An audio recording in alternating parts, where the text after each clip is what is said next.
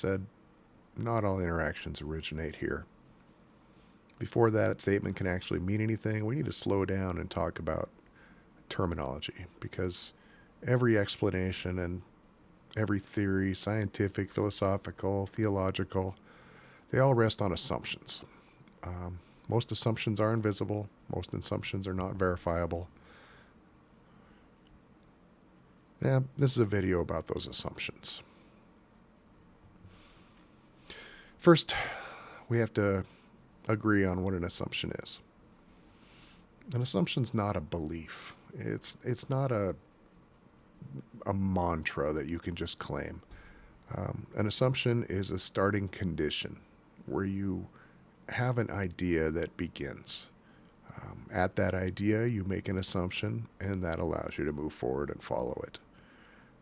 Investigate it, find out if it's real or false or even worth looking into more. It's something that we usually don't question because questioning it feels like it's unnecessary. Like, for example, we assume that cause precedes effect and that interactions require proximity.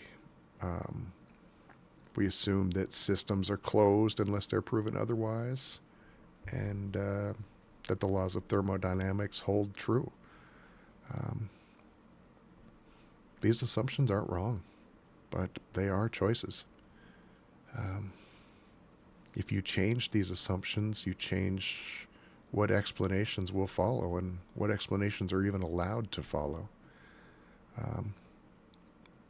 The example I like to use, and the one that's the base for most of my ideas, is time. We treat time as something that flows in one direction forward, evenly, goes the same everywhere. That assumption works really well until all of a sudden it doesn't. Einstein's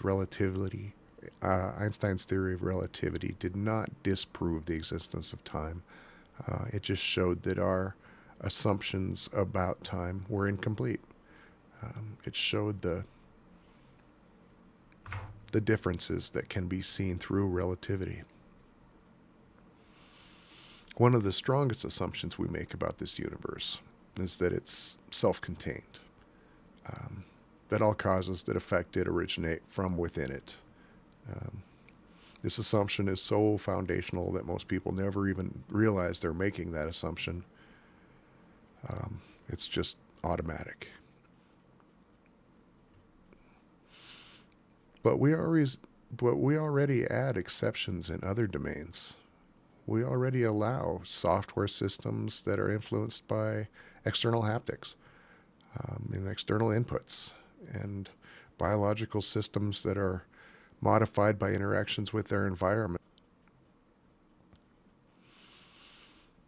So what this channel is actually going to do is not reject current science. It's about asking what happens when we loosen some assumptions carefully. See what happens. Not to replace the currently accepted and existing models, but to see what new explanations become possible when we make these assumptions. That's the work of the ORF 29 division. Next file will be see where those cracks actually start showing up. This is section 436, the ORF 29 division. Signing off.